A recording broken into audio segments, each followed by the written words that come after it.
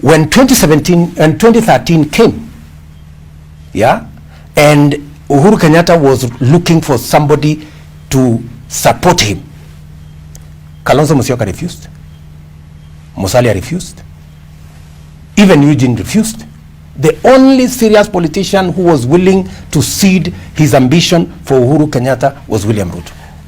The arrival of Raila Odinga. And you see, yes. So if you are talking about respect, surely, if there is one person who has supported Uhuru Kenyatta at every turn, the only people who maybe have done more for Uhuru Kenyatta in terms of political issues is maybe Margaret, his wife, who supports him, and members of his family. There is no politician who has supported Uhuru Kenyatta more than myself. Again, I'll go back to this. And so all these shenanigans and stories being peddled by people who are insulting Uhuru Kenyatta the other day with calling him all manner of names, you know, calling him all manner of names. Today, they want to give me a lecture on how to relate on supporting Uhuru Kenyatta. Surely, honestly, give me a break, please. While you have unfeatured, while you have respected the president, yeah. Again, I'll go back to this and I'll mention it. The people you work with still attack the president on the podium and make demands which look like they're doing it on your behalf. You see, again, you are going to people and allies. And these are not babies. They are not my employees. These are people who you... Why don't you stop them, Deputy President? When you, Ken Michungu, yes, can deal with them. Why don't you stop them? And you see, yes, this is the narrative that has been sold. Yeah? That is being sold by the media. Oh, you know, these people don't respect Uhuru Kenyatta. But we don't put words in their mouth, Your Excellency. They speak. The president. They speak. Let me tell you, if there is respect, if there is loyalty that must be displayed, there is nobody who has displayed loyalty to Uhuru Kenyatta and respect for would you His extend, Excellency would you, better than myself. Would, and for your information, yes, being a Christian myself, I know very well that Uhuru Kenyatta is not president by mistake or by default. President Uhuru Kenyatta is president today because God has ordained so.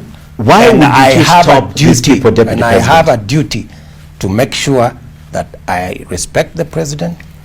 I am loyal to the president. Your Excellency, that's not in dispute. My question is, you speak last. These are the people. Yes, I will not speak about them. These are the people. You speak last. Why don't you go and ask them? You speak last. Why don't you correct them?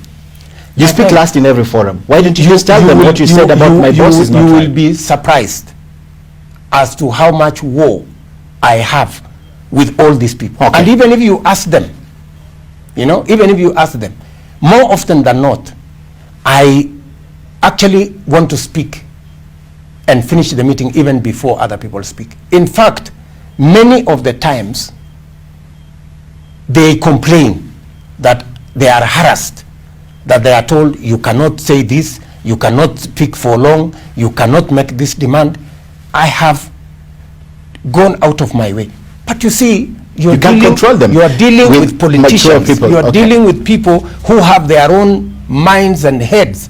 And for your information, please, why doesn't everybody carry their cross?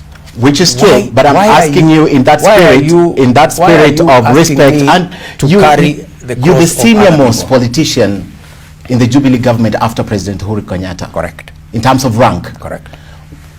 Because you speak last, and this is the last time I'm asking you this question, and you say they don't listen to you, would you stop working with them? Because the crowd that is always behind you is the same crowd all over. Let me tell you, my friend, more often than not, maybe you think, you know, there is this narrative that William Ruto is working with this, is going around with this person, William Ruto is paying money. In fact, I've heard those stories, paying this one to come to this meeting, paying this one to come to this meeting.